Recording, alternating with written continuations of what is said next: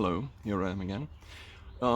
Yeah, today is, you've really noticed that the confinement has been lifted slightly, which means that in Luxembourg there are about 60,000 plus people working in the building sector, and there are actually a lot more cars on the road.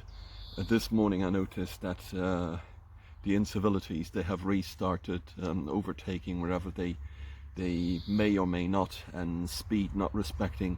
I have a little video at the end of this that I have in fast motion and blurred, but you can see there've been over a dozen cars passing by illegally.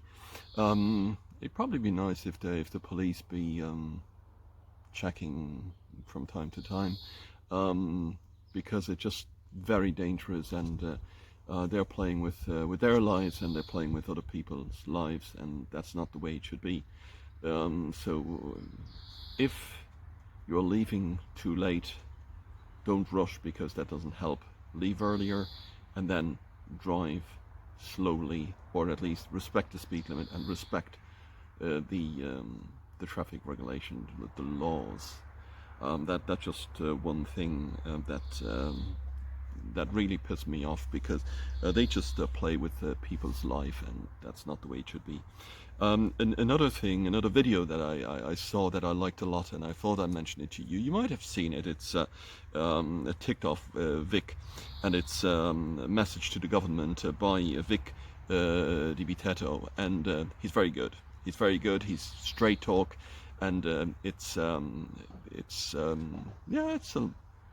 straight to the point. I leave it to you, but I really enjoyed it. Another thing which is great with confinement, or even getting out of confinement slightly, is that one has the possibility to read a little more. And I've finished the other book about Groen that I mentioned before, the two, and now I'm reading this one by Julia Cagé, Le Prix de la Démocratie, which exists in English as well. It's the Price of Democracy, and it's published in English, and it came out on the 31st of March 2020. So I have this, I've got this a couple months ago. I had started reading it. I'm actually at page 130, but I will go through it. It is though tough enough to read, but there are lots of statistics in it, and tables in it, as you can see.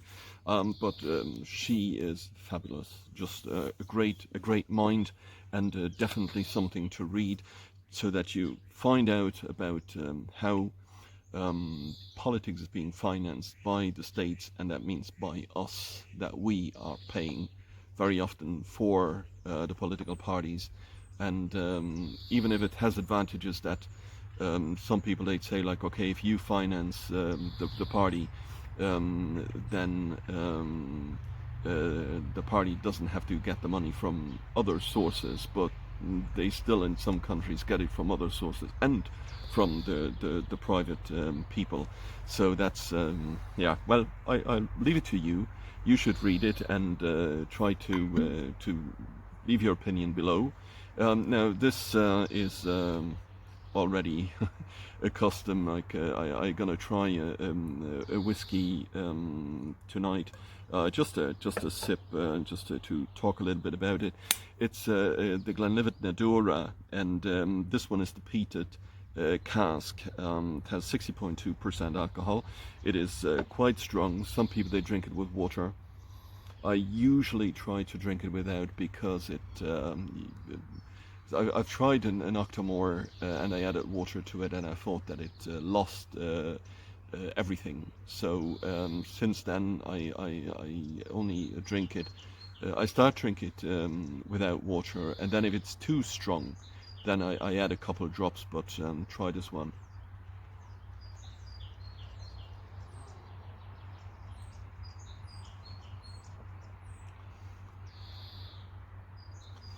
It is strong, but it has the peat coming up after, which is great.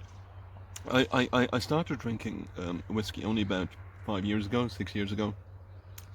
And we were in Bulgaria, and I had tried different ones. And now their normal shot is 50 mil, which is almost double to many countries. In Ireland it's 33 mil, in Luxembourg it's 20 or 40 mil, France 20 or 40 mil. But the so the first one was an art back there the first peated one, and we had terrible problems finishing it. So I said to my wife, you have to help me on this. But we didn't like it at all. 3 weeks later, when we were back in Luxembourg, we went to a whiskey tasting, and we had tasted a couple and put 2 bottles aside. And then we said, okay, we're going to try the peated, the Ardbeg, just to see. Before, I had been told by a friend that basically the way you have to try the peated whiskey is to have to keep it in your mouth, you have to turn it, and then you get more than just the peat. And that's what we did, and we liked it, and we got a bottle of the Ardbeg as well. So keep that in mind. Salute, and stay safe, stay home, and don't forget, I just have the other piece of video, how the people there driving in the morning, you'll enjoy. Okay, see you. Okay, and here it is, a stretch that I'm driving in the morning, so you see them overtaking. It's blurred, you don't have to see the license plate, but they just don't respect speed limit, don't respect people driving there, driving straight through straight line, not respecting speed limit, which is 50 miles an hour on that stretch. Further on, there is another stretch which is 60. I pointed out there was a radar on the right. They brake just before, speed up after again, and there you see them, just like yeah, they're not respecting speed limit, driving through villages, overtaking in villages, and as said, I'm going the speed limit. It's on the GPS tracker, it tells me exactly the speed, so it's actually slightly higher on the car that it shows. It shows about 83 kilometers, but that's actually about 80 exactly on the GPS. There is the stretch where you may drive 60 miles an hour, 90 kilometers an hour, and they just overtake. And further on, there is a BMW overtaking and pushing the car in front. That one gets out of the way. Further on, overtakes to the right, swerves back to the left. And that's pretty much every morning what's going on driving to work. There you see the BMW. So I hope you're fine, I hope you're safe, and I hope you enjoyed. See you.